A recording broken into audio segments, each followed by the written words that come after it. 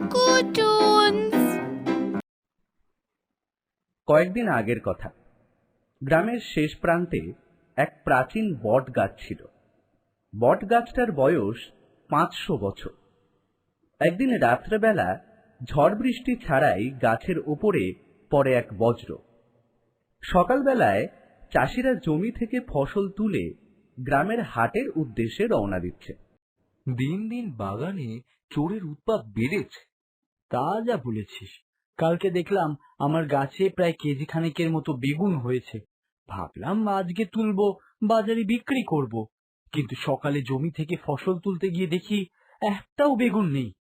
এমন সময় কোথা থেকে একটা আওয়াজ হয়। তাই নাকি? তাহলে এক কাজ কর, আর তোদের বাগানে চুরি হবে না। আমাকে তোরা প্রসন্ন কর, তোদের গ্রামের সকলে সুখে থাকবে। কে বললো এই কথা? আমি বৃক্ষ দেবতা। বৃক্ষ দেবতা? সেটা আবার কি? তোদের গ্রামের সকলের মঙ্গলের জন্য আমি এখানে এসেছি। আমাকে খুশি করলেই তোদের 2 হাত ভরে আশীর্বাদ করব, আর তোদের কোনো সমস্যাও থাকবে না। জয় জয় বাবা, বৃক্ষ দেবতার জয়।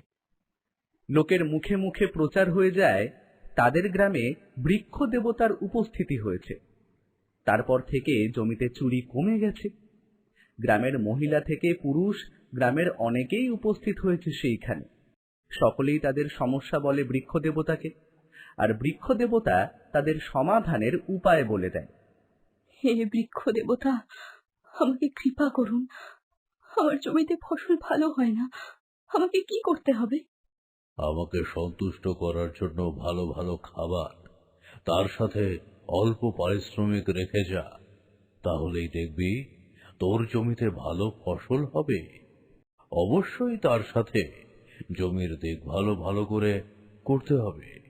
হে বৃক্ষ দেবতা, আমার ঘরে সব সময় অশান্তি কলহ বেঁধেই চলেছে। কি করলে সব শান্ত হবে দেবতা?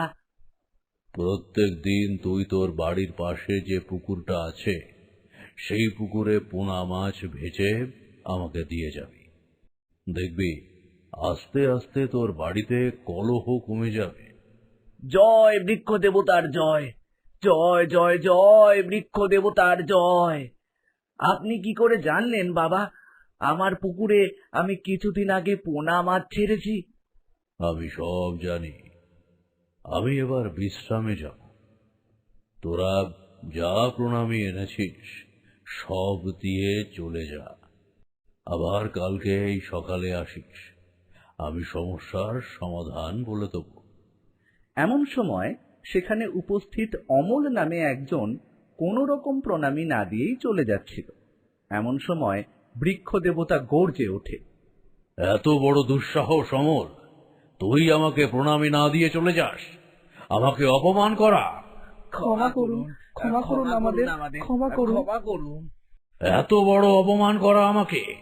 তোদের গ্রামের ওপর নেমে আসবে এক দুর্যোগ, ঝড় বৃষ্টিতে চারিদিক তছনছ করে দেবে।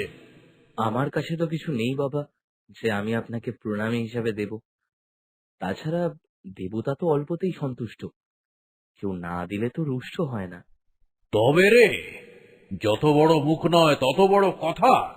তবে দেখ। গ্রামবাসীরা সকলেই ভয় পেয়ে ওঠে। শান্ত হন দেবতা, শান্ত হন। অমল, ক্ষমা চাও তুমি দেবতার কাছে। তোমার জন্য আমাদের গ্রামে বিপদ নেমে আসতে চলেছে। আমরা কালকে আপনাকে প্রসন্ন করে নৈবেদ্য দেব। অমল, কালকে তুমি যথাযথ নৈবেদ্য নিয়ে আসবে। গ্রামবাসীদের অনুরোধে বৃক্ষ দেবতা শান্ত হয়। গ্রামবাসীরা যে যার বাড়িতে চলে যায়। অমল তার নিজের বাড়িতে চলে আসে। অমল ঘরের ভিতরে পায়চারি করে আর একা মনে মনে বকবক করতে থাকে। এমন সময় আকাশ ভেঙে বৃষ্টি শুরু হয়, তার সাথে শুরু হয় ঝোড়ো হাওয়া। সেদিন ঝড়ের দাপট ছিল একটু বেশি। সকাল থেকে মেঘ করেছিল, তাই আজকে ঝড় বৃষ্টি হবে, এটাই তো স্বাভাবিক। এরা এবার না আমাকে ভুল বলছে, এটাই তো গ্রামবাসীদের সবচেয়ে বড় দোষ। কোনো কিছু না ভেবে চিন্তেই সবকিছুকে অলৌকিক ভেবে নেয়। ঝড় বৃষ্টি থামার উপায় নেই। ঝড়ের চোটে অনেকের গাছের ডাল ভাঙে, গাছ উপড়ে যায়, বাড়ির উপরের ছাদও উড়ে যায়, গাছ ভেঙে মাটির বাড়িতে পড়ে। পরের দিন সকালে এই সব কিছু অমলের জন্য হয়েছে। একদম একদম। কাল যদি ওর ব্যবহারে বৃক্ষ দেবতা না রেগে যেত, তাহলে আজকে আমাদের গ্রামের এত ক্ষতি হতো না। যেদিকে তাকানো যাচ্ছে সেই দিকেই শুধু ক্ষতি। অমল মাথা নিচু করে দাঁড়িয়ে আছে। তুমি সেদিন কেন ওই স্থানে গেছিলে?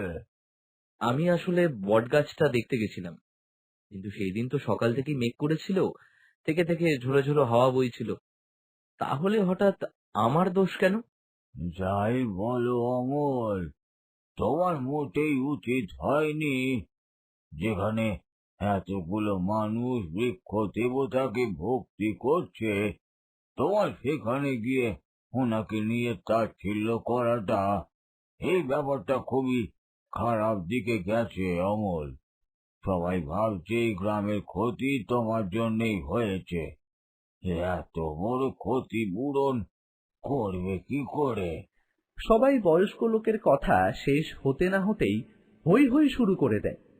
সকলের একই দাবি, অমলকে গ্রাম থেকে বার করে দিতে হবে। আচ্ছা ঠিক আছে, আমি চলে যাব। এই বলেই অমল মাথা নিচু করে বেরিয়ে আসে। এরপর যখন অমল হেঁটে হেঁটে গ্রাম থেকে বেরিয়ে যাচ্ছে, এমন সময় সে দেখে বট গাছের তলায় কিছু ফল পড়ে আছে। অমল কিছু না বলেই একটা ফল যখন কুড়াতে যাবে, হঠাৎই কেউ বলে বসে, যেমন কর্ম তেমন ফল, ঠিক হয়েছে। আমাকে অপমান করা, তাই না? অমল খুব ভালো করে বুঝতে পারে এটা বট দেবতার কাজ নয়। দেবতা কখনো এভাবে বলে না। অমল কিছুটা দূরে গিয়ে একটা গাছের আড়ালে লুকিয়ে থাকে, তারপরে লক্ষ্য রাখে। রাতের বেলা অমল দেখে কালো মতো কিছু একটা যেন গাছের ভেতর থেকে বেরিয়ে এলো, আবার ভোর হওয়ার আগেই গাছে ঢুকে পড়ল। অমলের তখন সব সন্দেহ দূর হয়ে গেল। হে বৃক্ষ দেবতা, আমাদের নৈবেদ্য গ্রহণ করুন। সবাই রেখে দিয়ে চলে যা, আমি আজ বড়ই ক্ষুধার্ত। এমন সময় সেখানে অমল আসে আর ক্ষমা চেয়ে বলে, হে বৃক্ষ দেবতা, আমাকে ক্ষমা করে দাও। আমি অনেক বড় ভুল করেছি, আমাকে ক্ষমা করে দাও বৃক্ষ দেবতা। ঠিক আছে ঠিক আছে, আমি তোকে ক্ষমা করে দেব, কিন্তু তুই আমাকে কি দিবি? আমি তো আজও কিছুই নিয়ে আসিনি, তবে আপনাকে এমন একটা উপহার দেব, সেটা দেখে আপনি পুরো চমকে যাবেন। এই বলে অমল সেই বট গাছের চারিদিকে যে শুকনো পাতা পড়েছিল, সেই শুকনো পাতায় আগুন ধরিয়ে দেয়। তা দেখে গ্রামবাসীরা হৈ হৈ করতে শুরু করে। অমল, তুমি কি করলে? এমন সময় গাছের ফাঁক থেকে বেরিয়ে আসে একটা মানুষের আর্তনাদ। ওরে বাবা রে, ওরে বাবা রে, পা জ্বলে গেল রে, পাটা পুড়ে গেল রে, বাঁচাও বাঁচাও, আমার গা পুড়ে গেল, আমার গা পুড়ে গেল। গাছের ফাটল থেকে এই লোককে বেরিয়ে আসতে দেখে সকলেই খুব অবাক হয়। অমল তাকে জাপটে ধরে। কিরে চোর, পুরো ব্যাপারটা বলবি না আমি বলবো? এ হচ্ছে পাশের গ্রামের রতন চোর। গ্রামবাসীদের ক্ষেত থেকে সবজি চুরি করাই এর কাজ। কিছুদিন আগে পলাশপুর গ্রামে সবজি চুরি করতে গিয়ে ধরা পড়ে, আর তাদের মারের হাত থেকে পালাবার জন্য এই গাছের কোঠরে আশ্রয় নেয়। তারপর এইসব কারবার শুরু করে, লোক ঠকিয়ে সবকিছু করতে থাকে। বৃক্ষ দেবতা বলে কেউ নেই, আসলে রতন চোর এতদিন ধরে এইসব করছিল। দিনরাত বসে বসে খাচ্ছে, কোনো পরিশ্রম ছাড়াই।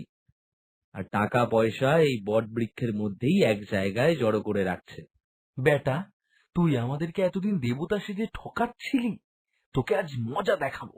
ওই ধর ধর ধর ধর ধর ধর বেটাকে ধর। গ্রামবাসীরা এবার ক্ষেপে গিয়ে রতনের পেছনে ধাওয়া করে।